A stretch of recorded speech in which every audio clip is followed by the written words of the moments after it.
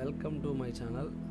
మనం చెన్నై సమీపంలో ఉన్న పాండిచ్చేరి వైట్ రోడ్లో కొలువై ఉన్న మనుగల వినాయకన్ దేవాలయం దగ్గర ఉన్నాము. మను అనగా ఇసుక, కులు అనగా పుష్కరిణి.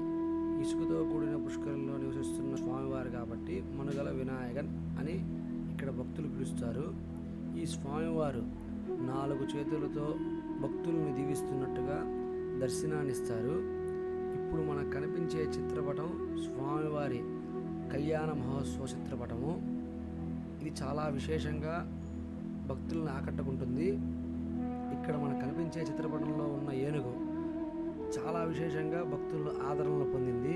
కానీ ప్రస్తుతం అక్కడ ఇక్కడ స్వామివారిని దర్శించిన వారికి ఎటువంటి పనులైనా, ఆరోగ్య సమస్యలైనా, ఉద్యోగ సమస్యలైనా నిర్విఘ్నంగా పూర్తవుతాయని చెప్పి ఇక్కడ స్థల పురాణం.